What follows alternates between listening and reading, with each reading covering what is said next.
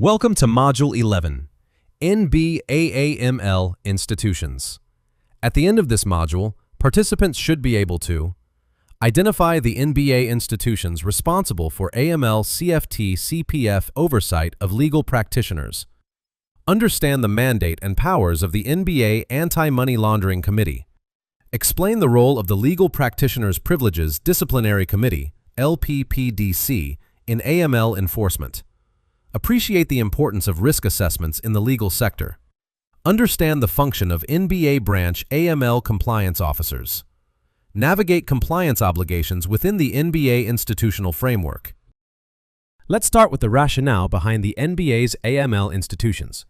Nigeria's AML CFT CPF framework for lawyers is built on professional self-regulation. This approach was adopted after judicial rejection of external DNFPP supervision.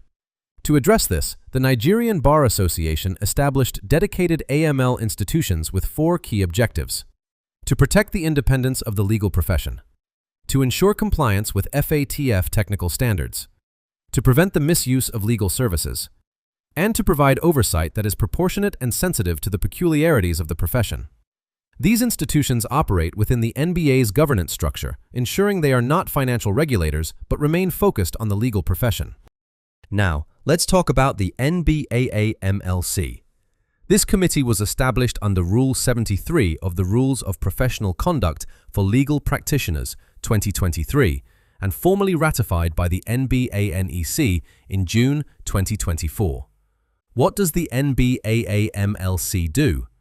It has 4 main areas of responsibility: regulatory functions, supervisory functions, educational functions, and coordination functions. In its regulatory functions, the committee develops and issues AML/CFT/CPF guidelines for legal practitioners. It conducts risk assessments of the legal sector. It monitors compliance with Chapter 2 of the RPC. It also conducts compliance examinations of law firms and practitioners.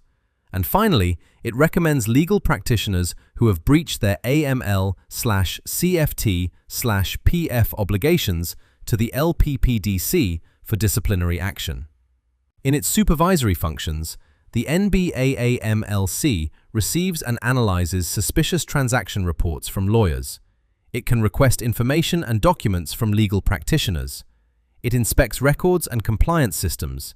It issues directives to improve compliance, and, when necessary, it refers non-compliance cases to the Legal Practitioners Disciplinary Committee. In its educational functions, the committee provides training and capacity-building programs for lawyers. It develops certification programs like the one you're participating in now.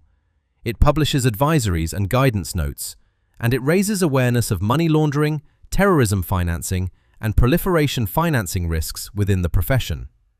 In its coordination functions, the NBA AMLC liaises with law enforcement agencies like the EFCC, NFIU, ICPC, and NPF.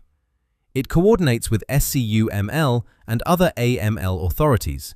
It engages with international organizations such as FATF and GIABA, and it shares information with relevant authorities, always within legal limits. Now, let's move on to the Legal Practitioners Privileges Disciplinary Committee, or LPPDC. While the LPPDC is not an AML supervisor, it plays a critical role in enforcing professional standards when AML breaches amount to misconduct. What does this mean for lawyers? The LPPDC has jurisdiction to act when a lawyer knowingly facilitates money laundering, terrorism financing, or proliferation financing, fails to comply with AML obligations under the RPC, engages in tipping off, or misuses client accounts or fiduciary positions. The sanctions it can impose include admonition, suspension, or even striking a lawyer off the role of legal practitioners. Finally, let's talk about the role of NBA branch AML compliance officers. Given the size and diversity of the Nigerian bar, AML supervision is decentralized.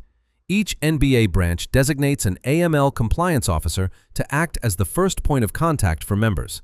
What do these officers do? They serve as a liaison between branch members and the NBA AMLC. They coordinate AML awareness and training at the branch level. They assist members with compliance-related questions. They support data gathering for risk assessments. And they help identify compliance gaps early on. This decentralized approach ensures that AML oversight is accessible and effective across the profession. That concludes Module 11. By understanding the NBA's AML institutions and your role within this framework, you're better equipped to ensure compliance, uphold professional integrity, and contribute to the fight against financial crimes. Thank you.